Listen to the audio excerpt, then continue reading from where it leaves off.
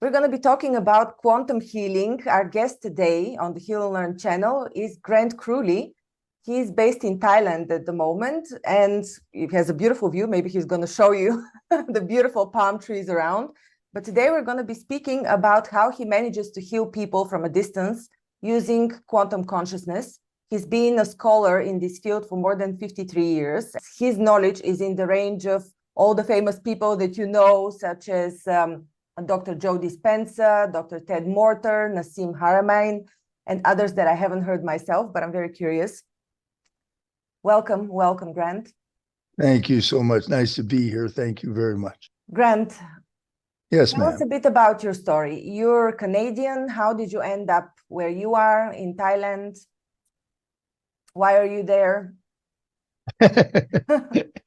Okay, well, the reason I'm in Thailand is because of divine intervention. When I had my programs rewritten in the sacred chambers of Dr. Rossi McClellan's in Atlanta, Georgia in 2014.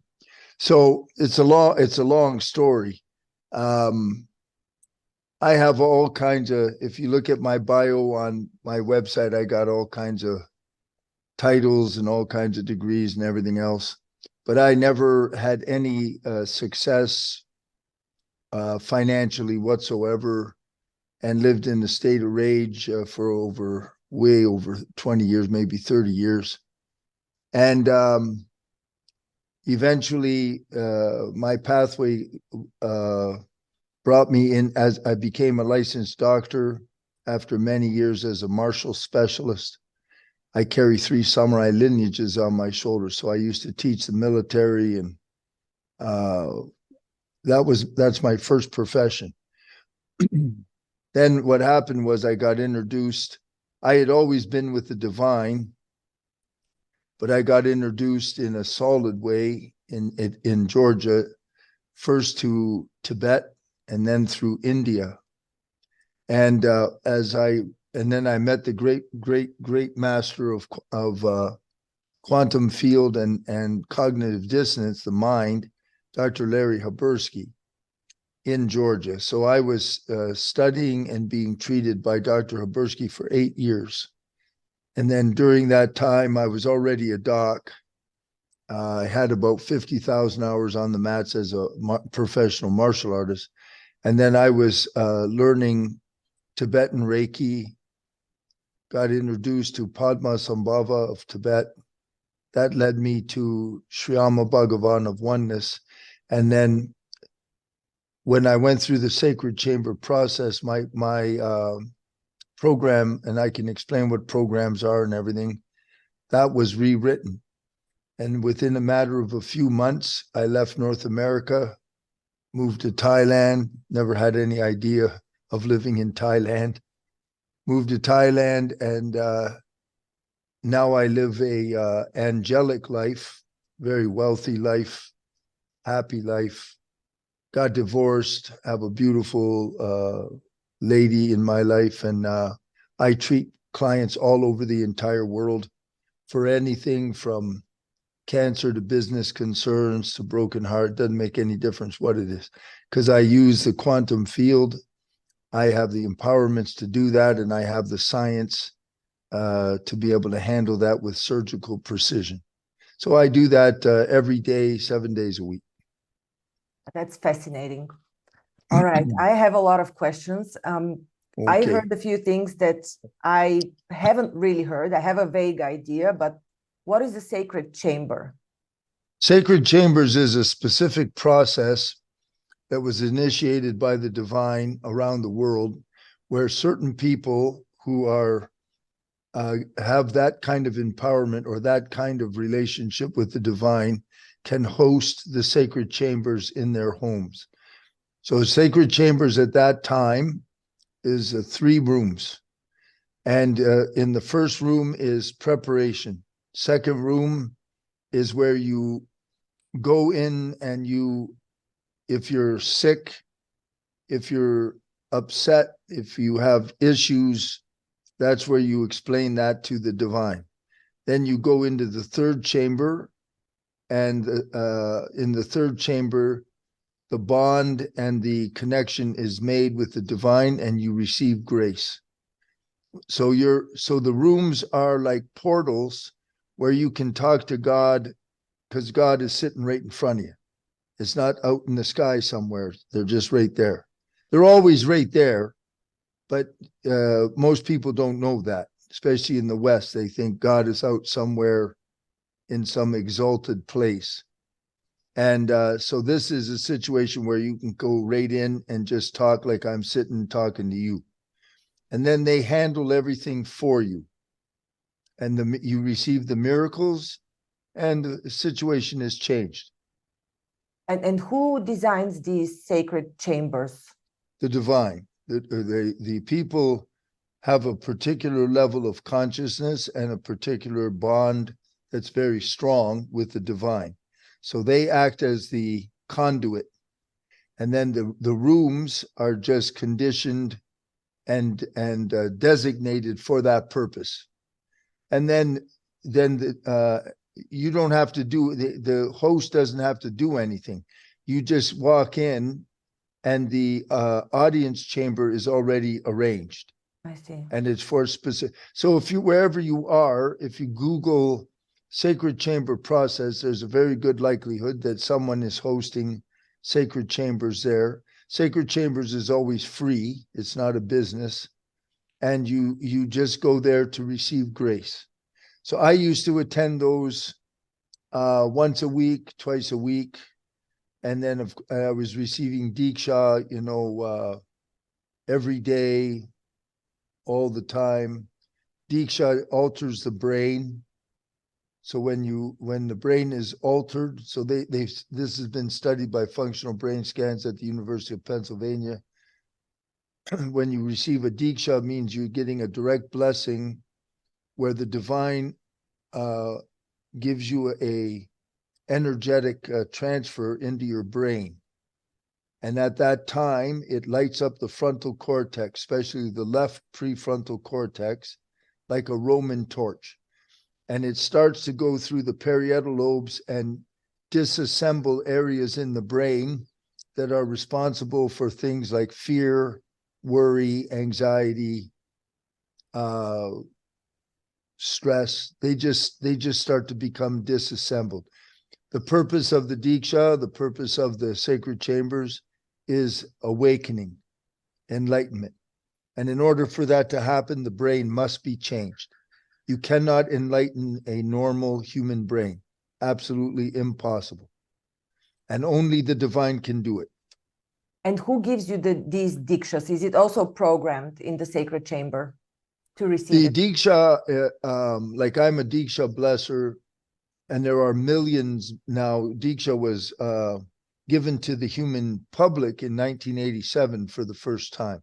Deeksha has always been around for thousands of years, but it was reserved for people like, say, Jesus passes it to his disciples, or Moses passes it to Aaron, or Buddha passes it to Kashyapa. But now, in 1987, they made it available for the human populace. So to become a Deeksha blesser, you go through a process where you receive the empowerment. What is an empowerment? An empowerment means that the subtle energy body, pranamaya kosha, and your annamaya kosha, your physical body, are conditioned so that they can transmit and carry those high frequencies non-destructively. Because normally, if you just send those frequencies through a person, you'll wipe them right out. Wipe out their nervous system. You blow all the fuses. Yeah. If you have a fuse box in your house that's made for 10,000 volts, and we put 20 million volts in there, it'll blow up. So the wiring has got to be changed. The house has got to be adapted for 20 million volts. So when you receive an empowerment, that's what's occurring. It isn't that the person has power. None of them have any power at all. That's all a bunch of nonsense. The empowerment means you are a channel. Like I'm a channel. I don't have any power at all. Power is different. We call it CD. And there are people with CDs, and then they have, means they have some kind of special ability, like say pyrokinetics. Guy holds his hand up and the paper catches on fire. Pyrokinetics, that's a CD. But that has nothing to do with spiritual attainment at all. So, Grant, how do you make sure that the energy that you're receiving or that anybody else is receiving is actually coming from the divine and it's not interfering from some lower layers and other? Right. Very, very key question. So if you're listening to this podcast, pay very close attention, because what she's talking about now separates the men from the boys. And that's why it took me 53 years. I've gone through many levels to get to the Param Jyoti. Who is the Param Jyoti? Param Jyoti is a population of great gods, masters, and ascended beings, and they are of a level when they die and leave physical life, they are admitted into the great compassionate light. So when you die and you go to your light review, if you like Jesus, it'll be Jesus who comes out of the great compassionate light. If you like Krishna, he comes out. If you like Ganesha, he comes out. If you like Mother Mary or Archangel Michael, they will come out. But they live in the great compassionate light, and that is a population. There are also lots of light beings and space beings, great beings. They are not part of that particular club. Like they're in another population. So my relationship is with the great compassionate light. Now, her question is, how do you know? Very easy.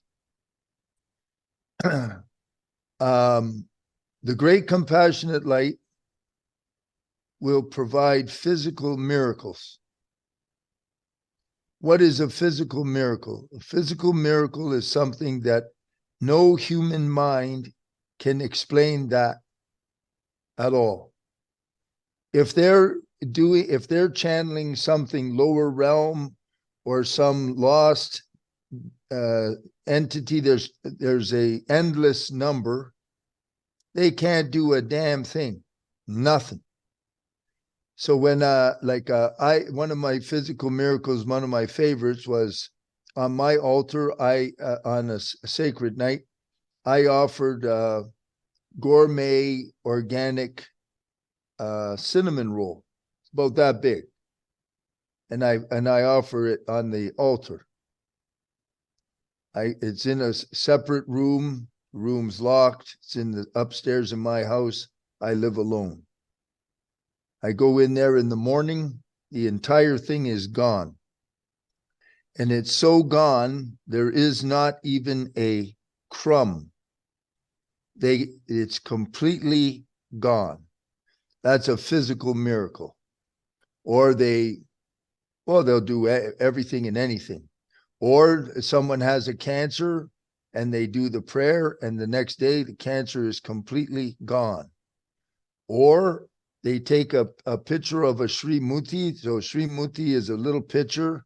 It's alive.